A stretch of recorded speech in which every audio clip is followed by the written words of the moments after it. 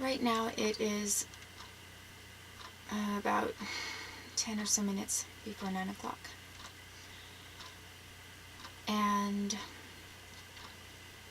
I was last talking about my son and I being tortured, and the next form of torture that occurred to us. I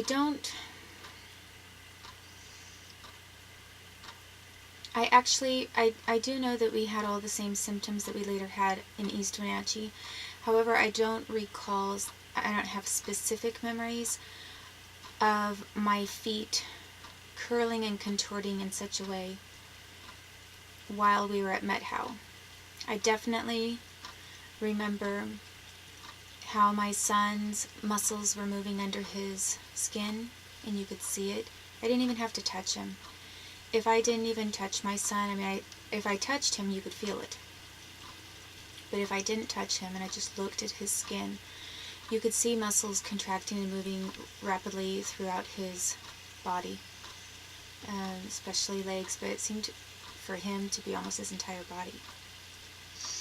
For me, I don't know if it's because I'm a larger person. For me, it was mainly, lately actually it has, last few years, for whatever reason, they concentrate more on my legs and feet. However, I do remember that it was my arms as well, and my hands when we were in Methow. And for my son, it was his entire body.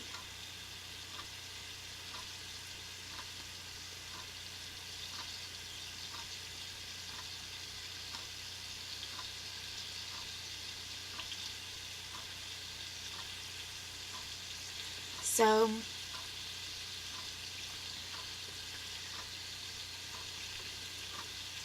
the other thing that really affected my life was that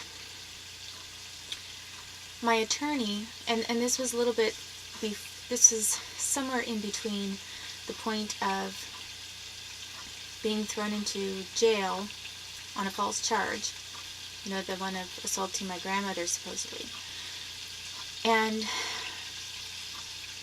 being tortured. And in between that time, at some point, it was while I had my son with me, I believe.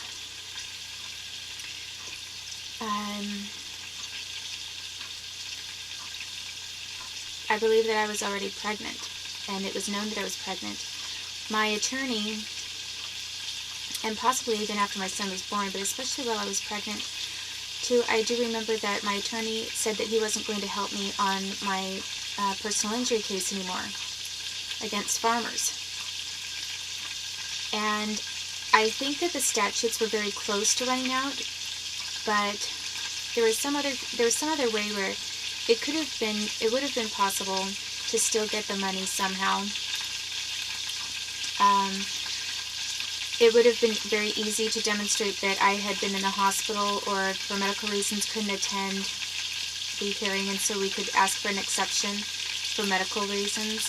And most of the time, statutes of limitation are pretty firm, but I don't think that our statutes had completely expired.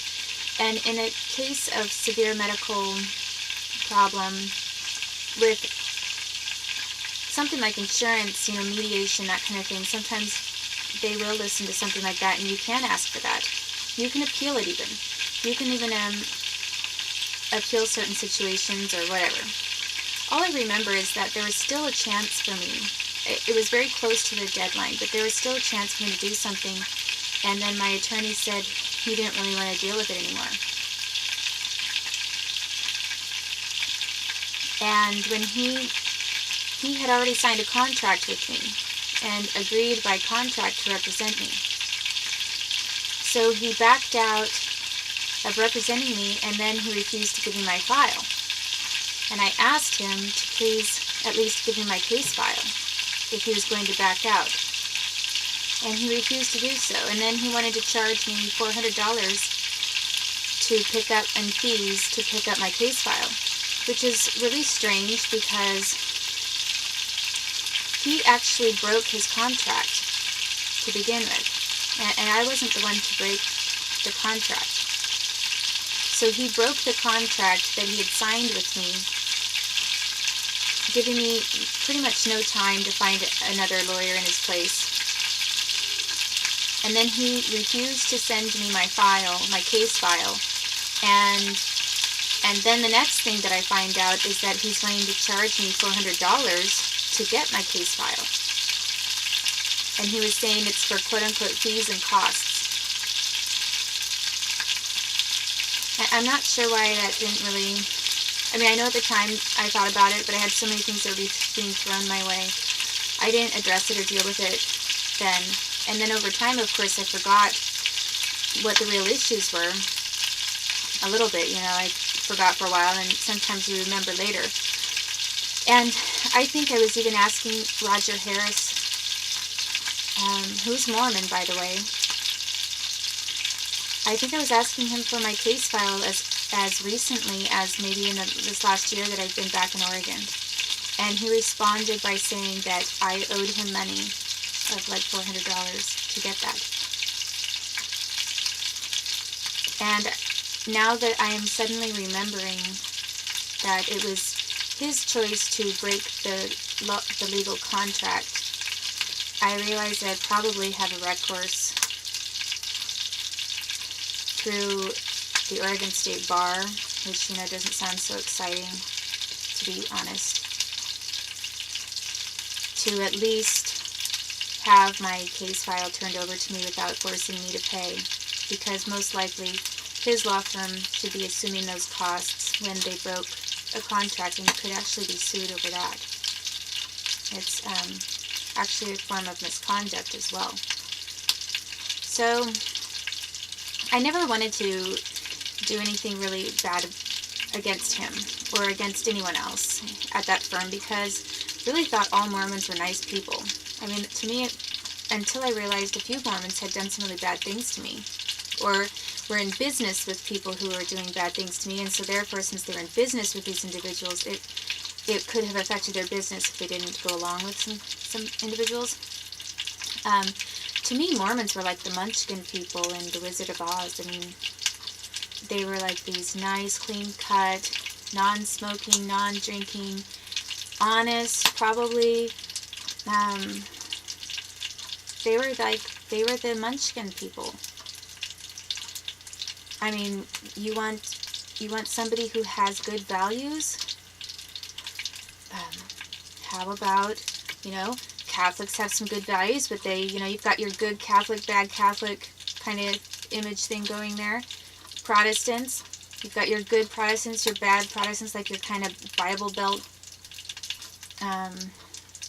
one hand on the Bible, other hand on the belt, and, you know, and kind of thing going. And, you know, with every religion, it's true. But with Mormons, I just never come across a bad Mormon, I thought. And I do remember that when he was helping me, he did, it seemed, help to sort of defend me from John Camp.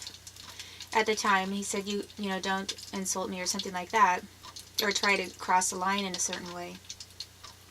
Like he was supposedly, according to Roger Harris, trying to pull something, fast one. But on the other hand,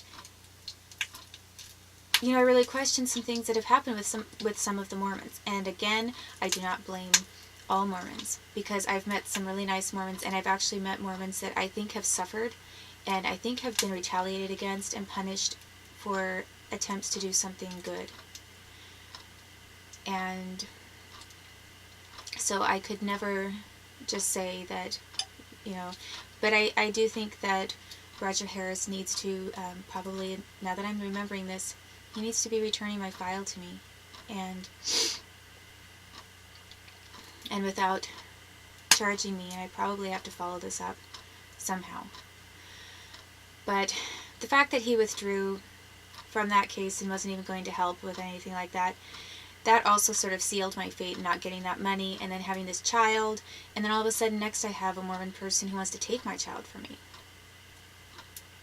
I mean, with $50,000, I'm sure I could have supported my child until I had work or had recovered from my surgery. And then I had this other injury with huge malpractice potential for any lawyer that was looking at the at the evidence, it was a very, very solid case for both me and my son. And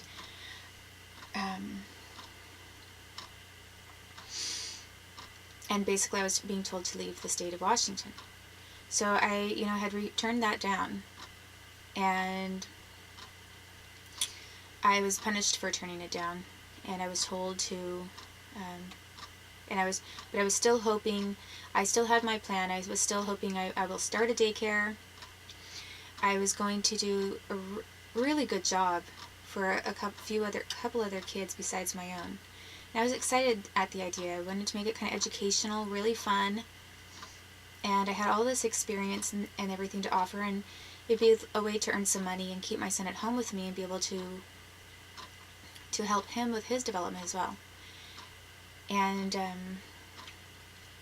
so I did try to go to the social services, whatever department, and got some information about how to be licensed, and I don't believe anybody liked that idea. They didn't want me back in college, and they didn't want me to have a job. So prior, all the way up to the time that my son was born, I was working. And actually, all the way through when I was first in Oregon, I was banned or blocked there. I was blocked to live not in Oregon, in Washington, and I was blocked to live in Washington State. And basically kicked out of my college and my lawsuits and everything. I didn't have work at first, but then I started working at a deli, and I worked all the way up until maybe 2 weeks before I delivered my son. I was enormous. I was huge and uncomfortable, and I still made it a point to go to work. I never missed work, and I really have always been good at that. I mean, no real problems with work ethics. And the only time that I was not able to work was after I was hurt in childbirth with my son. So it wasn't like I was a non-working bump on a log or just trying to get something off of the system or anything like that. The only reason that I wasn't working after my son was born was because of my injuries. So that's why I was poor. I was poor, but I made the very most with what I had, and my son had everything he needed. And he had all of my time and attention, and that was very important. I also took him out to see kids all the time. When we lived on Methow, I took him to see all the neighbors. He was able to play and socialize. I didn't just take him to neighbors' houses that had kids. I also took him to the playground, so he could just find whoever was on the playground and play with them. And I took him to the library every single week. We walked there and went to story time. In the evenings, they had a children's story time, which I took him to. And we checked out tons of books, and I read to him a lot. He also played with some of the kids at the library there. And he was always happy. Anyone who ever saw him knew he was very happy, well cared for child. I remember that when he was walking very early, I remember some people not looking at me very nicely. He was walking really early, and I started getting some really weird, jealous comments about what was I doing to my son. I was going to hurt his legs. And a couple of people tried to suggest that I was forcing him to do some of these things, and I really wasn't. I mean, I think I even said that he pointed out that number 10 and said 10 at 7 months. It could have been earlier than 7 months. I documented it, but it was way ahead of the time that kids usually speak. And the fact that he not only spoke and said a word, but identified what he was talking about was really shocking.